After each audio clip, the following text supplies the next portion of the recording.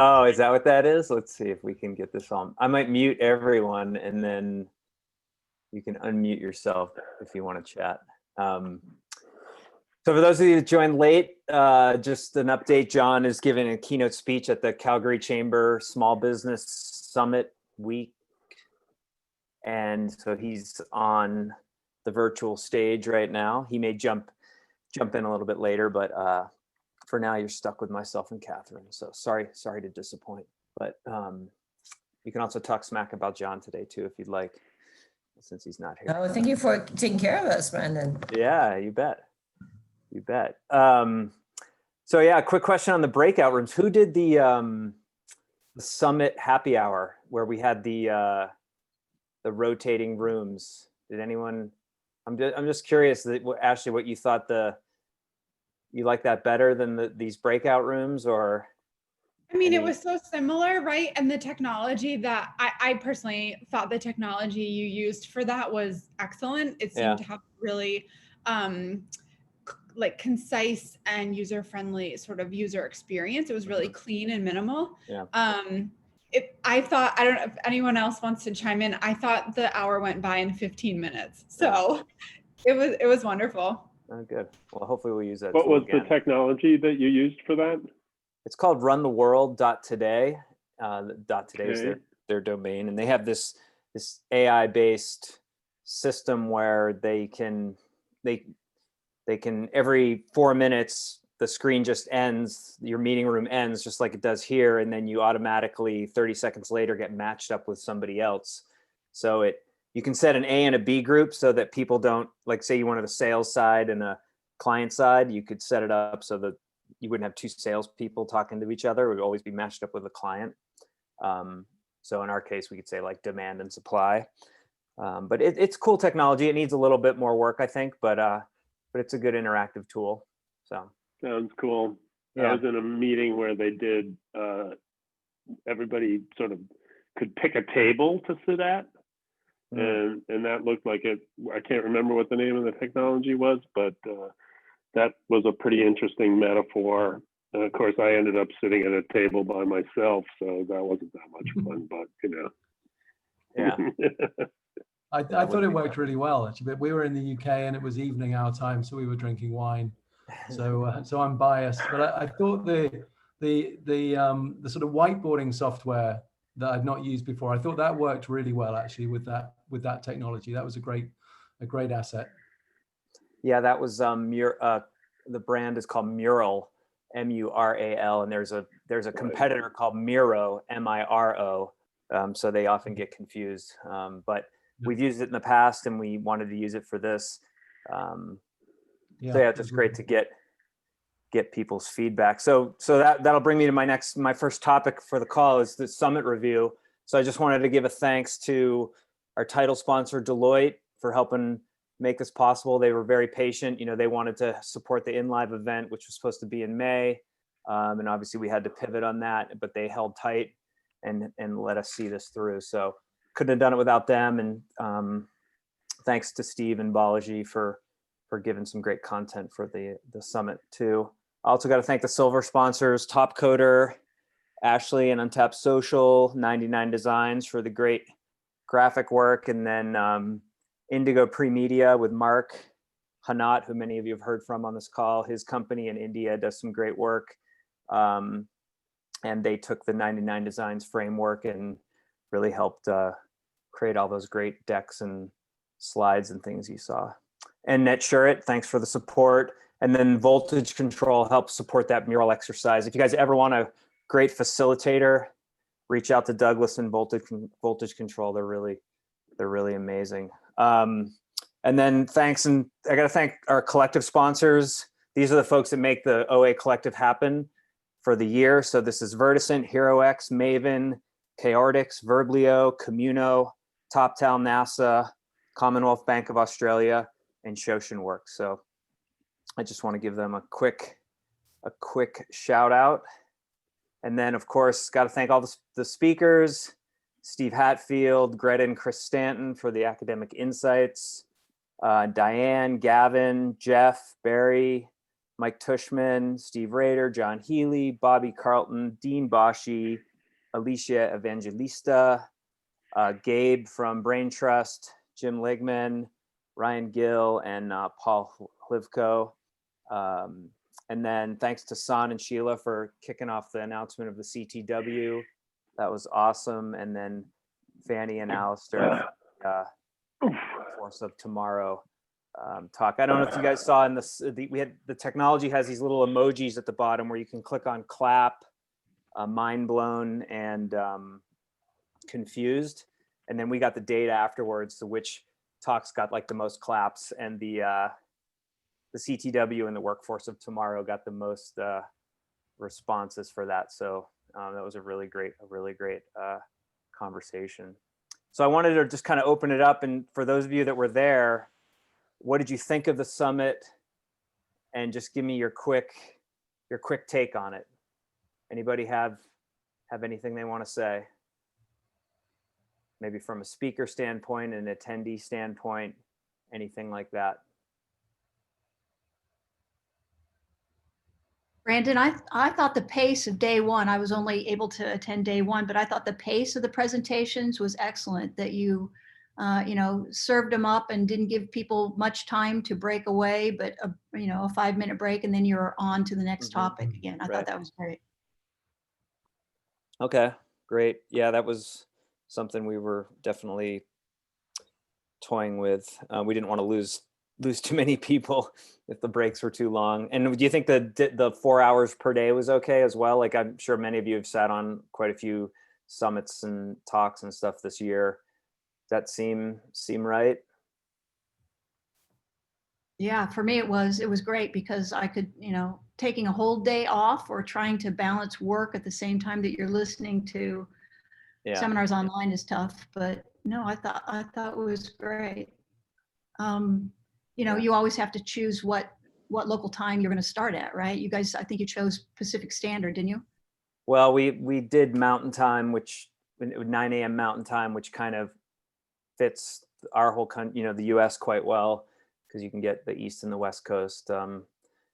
It's not too early for the West Coast people, but definitely alienated some of our partners in Australia and New Zealand. But as we grow, I think our hope is that we might eventually be able to do 2 summits, similar content, just different, 2 different time zones, or 2 different sides of the world rather. So yeah, that'd be important, I would think. Yeah, great. Yeah. Do you think there was enough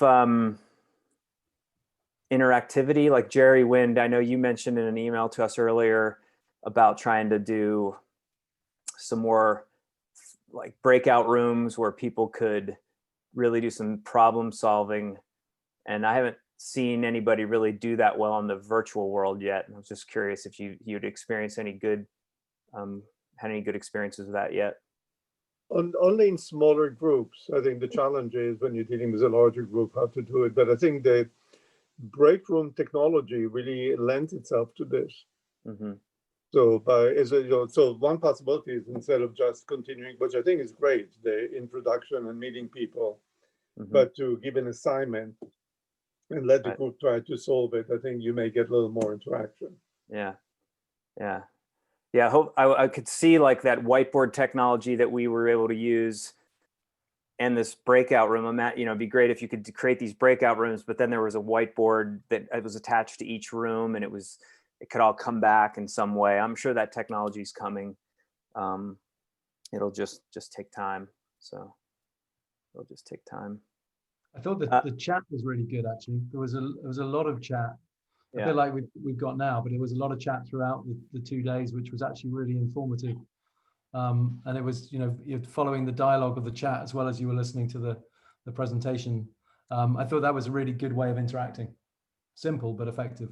Yeah, we definitely have a chatty group, so it's good. As a moderator, it was hard to keep track of everything. Yeah.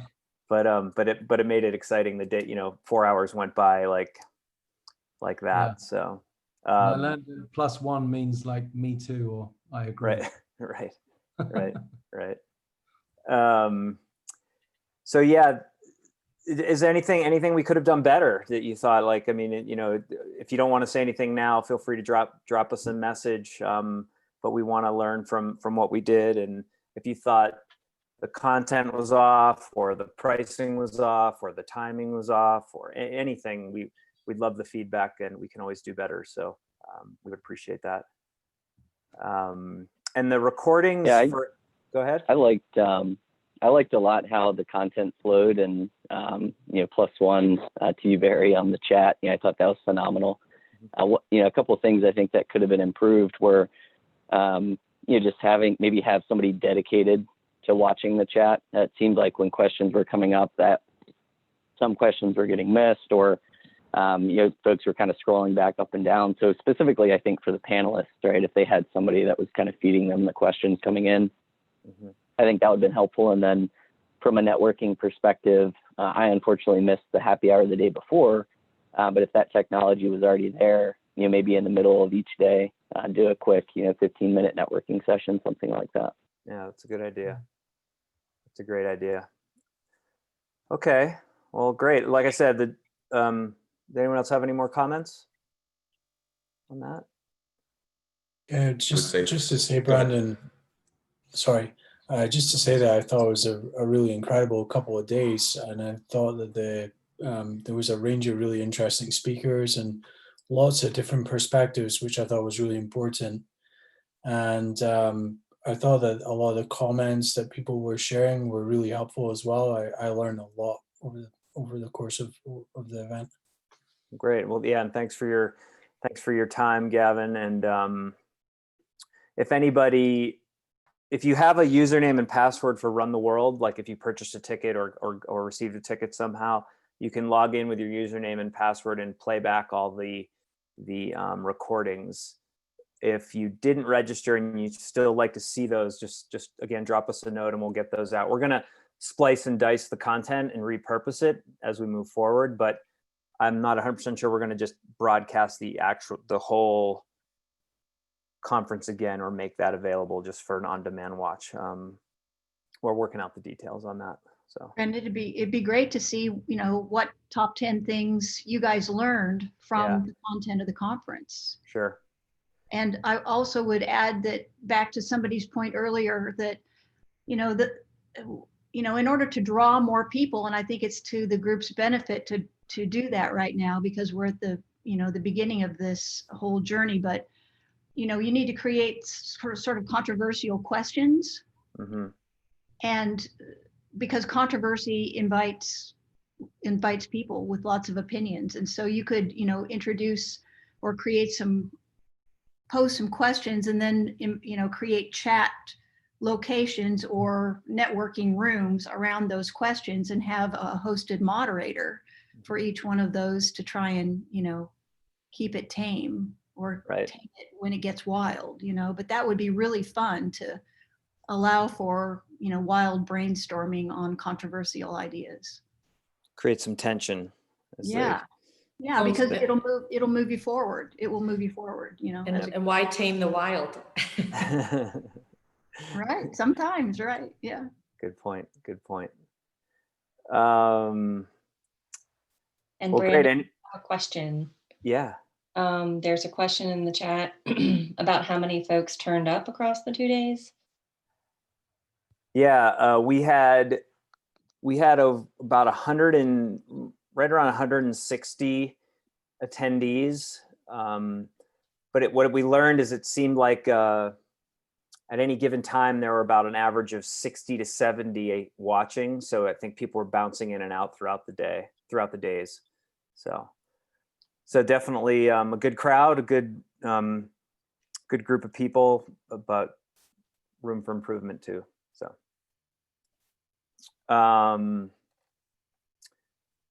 So that's what I wanted to touch on with the summit. Is anybody any last words on the summit before I move on? Okay, great. So going to the Center for the Transformation of Work. So we've created the website. I'm not sure if any of you saw it, but we announced it at the summit. I'll put it in the chat right here. So our web designer just did a simple Simple landing page, black and white, no logo or anything like that. We haven't gotten that far yet. But at the bottom, we have a list of names of people that have been involved with the process. So if anybody wants their name added to this list, please send it over. We have a doc here, which I will put in the chat as well. This is sort of our Declaration of Independence. So if you want to be put on this list and you haven't been put on yet, please be sure to add it to the doc here, and we'll be sure to get it updated. So. Hey Brandon, this is Sheila. I'm thinking that it might be worth it to review the Center for the Transformation of Work and how that's different from Open Assembly. Mm-hmm. And where do we see these two things going? Because I realize that I actually don't know. I'm a little bit confused. I mean, I'm on board for whatever, but just wondering, where does that Open Assembly stop and what is it, CTW begin? And sure. Yeah, I mean, that's something we've been discussing too, and it's not something we don't understand or we're confused about. It's just we have to figure out the right way to present it to everybody. But we sort of see it as Open Assembly will continue to exist as the way it does. You know, we'll do our connections and our content and the consulting work we do, and then the CTW will be a separate organization.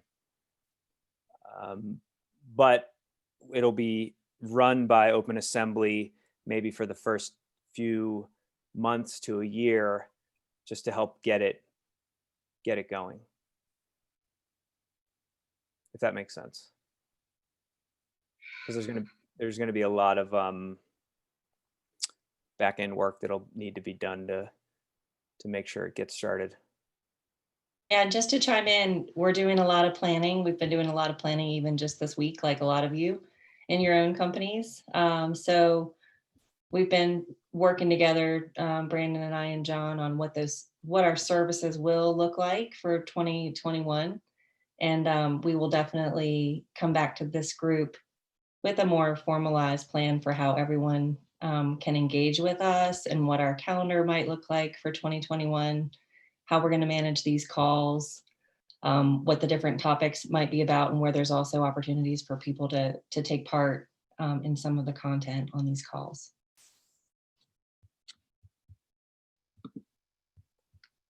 So along those lines, does anyone from the work streams have any updates? Sheila, did you have anything? Or Brian, I don't know if Brian was going to join later. Yeah, I could pop in. I don't know if Mary's not here. I might be the only one. I think Tom's here, or C-Spray. I think we should use our acronyms that we use in the work stream. I'm Dinobot, because we use Transformer acronyms, and I think Tom is C-Spray. No, I'm Sparkle Pony. Sparkle Pony, yes, of course. How could I forget that? Right. Yeah, I unfortunately had an emergency call in our last meeting, and I had to split early. So if you have the update of what occurred, maybe you'd be the best. Or if C-Spray is on. Sure. So for the last several weeks, we've been brainstorming what are the main elements of the playbook, and we've gone back and forth quite a bit as to who is this playbook directed to, because we're at such a point in the transformation, I guess you could say, or the early adoption of these new ways of working, that the message changes depending on who you're speaking to.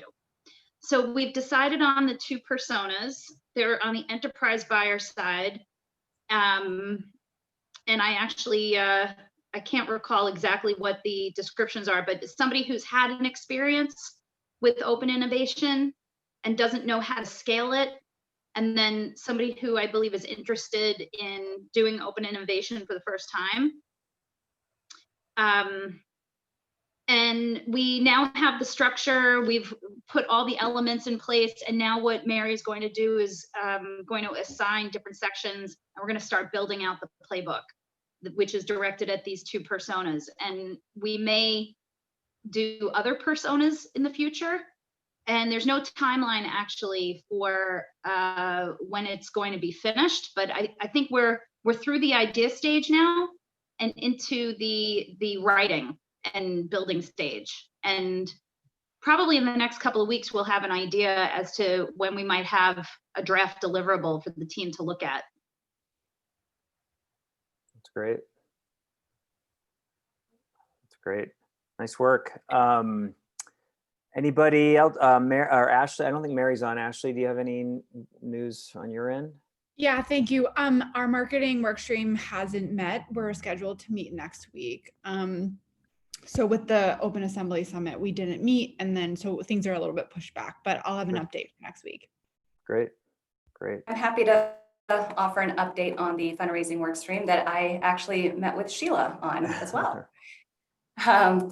So I guess we were putting together some thoughts, and here are this is what we were thinking essentially. One is identify sources of funding, and with that is what would even be the business model that we want the center to be, right? Would it be donation based? Is there a social benefit case to make to go for foundations, or perhaps would it be corporate memberships potentially, or even seeking some partnerships with corporate innovation centers that want to outsource some work and research and innovation projects potentially.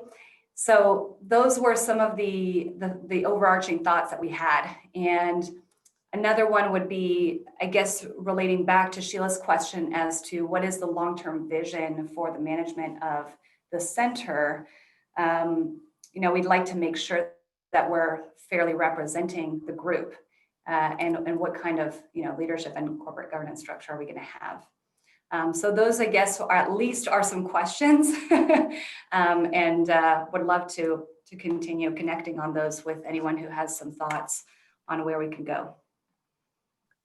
Sounds great. Yeah, I see Chuck wrote in the comments about having a cross work stream call. Maybe we should plan on getting some of the leaders of each group together and make that a recurring meeting of some sort.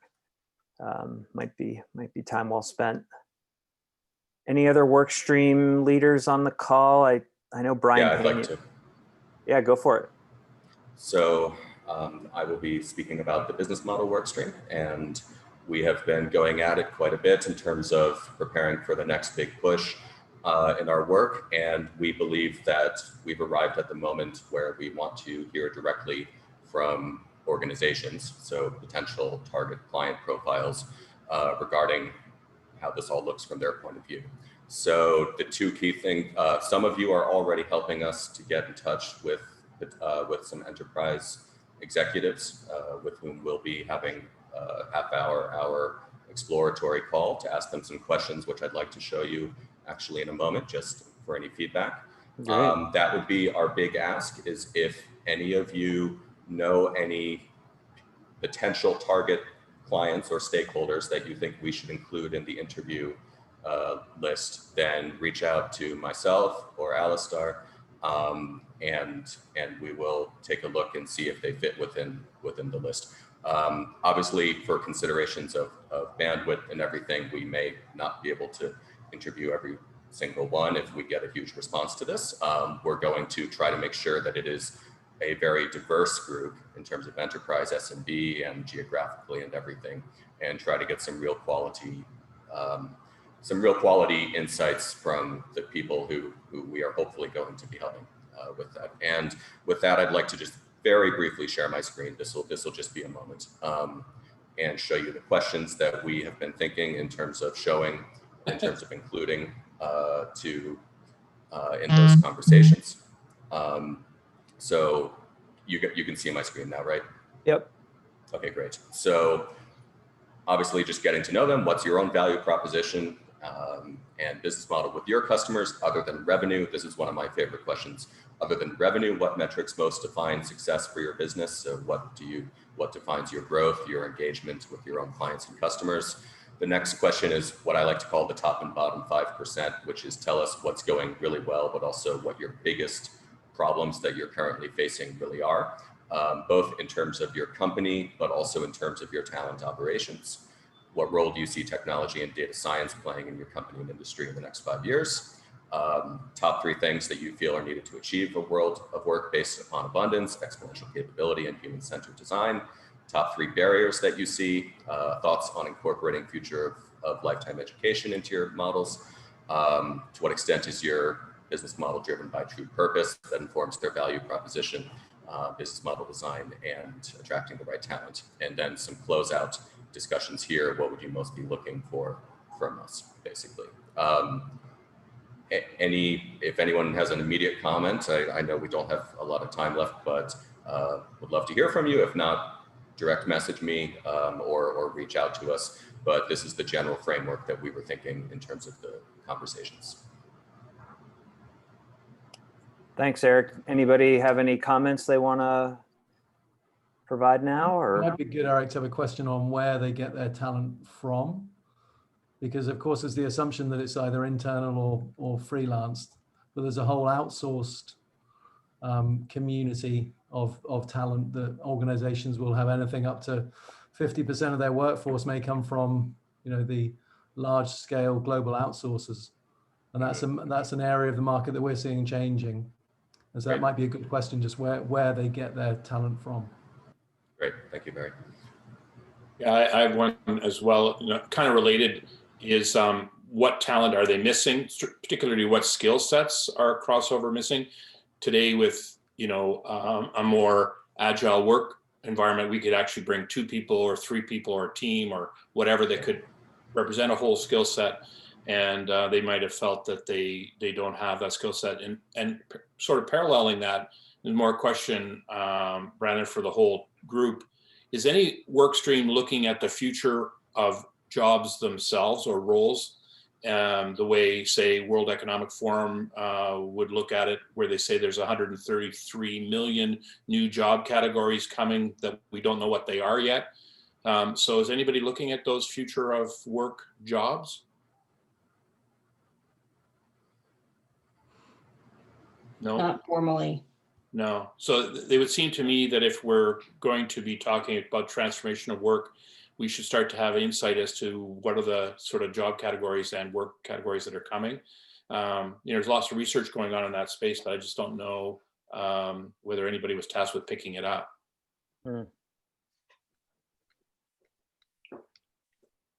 That's a good point. Let's look at our work stream list and get it added and see who's interested in jumping in. Yeah. It also might be good to line this up with the personas that the other group is working on. You might have a different set of questions for people who are just getting started versus people that have some initial experience and looking to scale. Sure, definitely. And yeah, Stephanie, you and I met in the breakout room today, so that was a nice coincidence, and we're already in touch with you in terms of your work with your work stream. So we'll make sure to keep that integrated. I want to get a diverse set of personas. Definitely, I think this is a universal offering we're doing. But you're right that speaking to multinational executive versus a startup founder, obviously, different angle that they're approaching this from. Yeah, another dimension. Good point. Great, thanks, Eric. Appreciate the update. Anybody have any more comments on the work streams, the Center for Transformation of Work?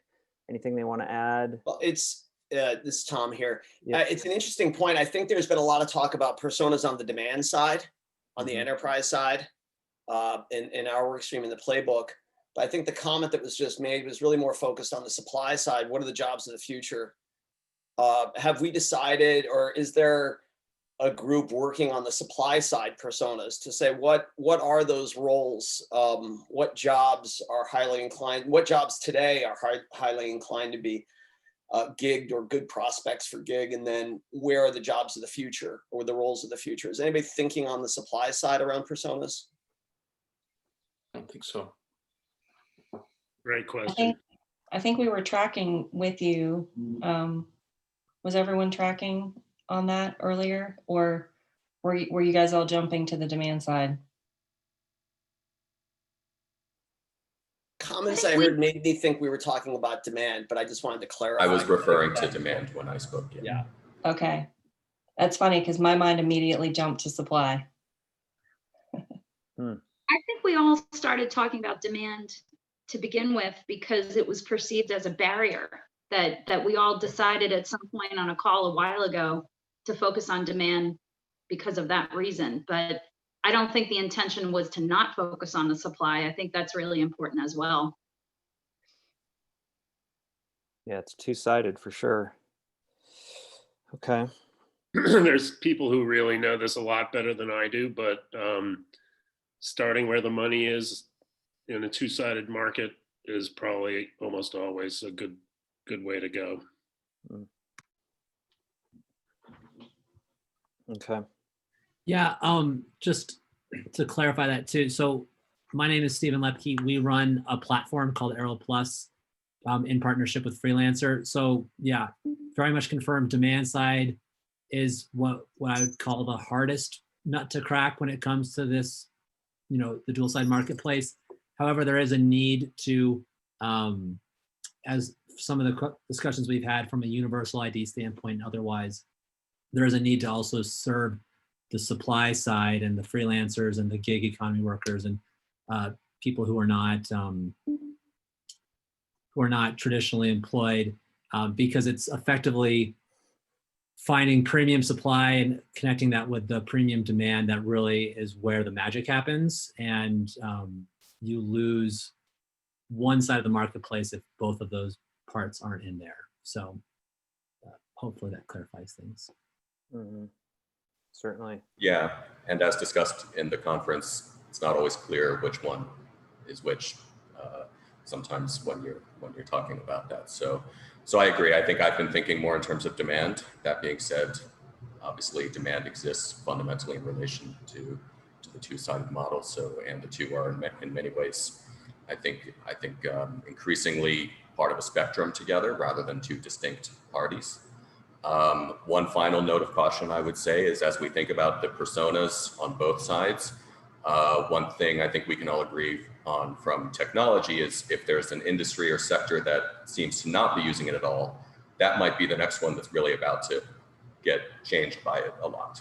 So I would say we want to make sure we look beyond the usual suspects as well when we think about the personas, because those who have not yet quite adopted this and might not show up on our radar as much, those might actually be where the next big change is coming. So, yeah. Like that. Yeah, if I can just add to what Eric said, I mean, we've been through this before in the business model team. There's a lot of detail happening there. Like without demand, there's like no buyer, nobody's going to be able to buy what the supplier is selling. So the whole point is like, how would you match those two? And Eric has been far more elegant about how he articulates how you would match demand and supply. But if we can target maybe demand and nail that down in terms of what does the world need in the next 10 years, then we know what we need to match with supply, because that without that, this whole community will collapse. No, good point. Can Good I just point. chime in here on the supply side? I've been spending a lot of time interviewing other engineers, and my own company is an optical engineering consultancy. I am an engineer, so I understand that side really well. And I've been thinking about how can we look at things in terms of favoring the supply side instead of where the money is, which is like the more normal thing to do. But if you focus on the supply side instead and help encourage the people with the skills to deliver higher levels of value and create content that educates consumers, or not consumers, but corporations that would need their services, then you can actually increase the demand. You're creating new opportunities when the people with the skills can show off what they can do.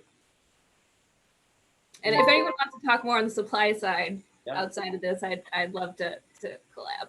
Well, we had a really interesting revelation in the Okay. past year with our business because we were always focused on the I had the demand same side. issue. And what we ended up doing was realizing that really the supply side has demand in it. It's kind of like, sorry, I forgot the gentleman's name that was saying that they're becoming intertwined. It turns out 20% of our supply side are potential buyers. And 50% of those will take a meeting because they already trust us on the supply side.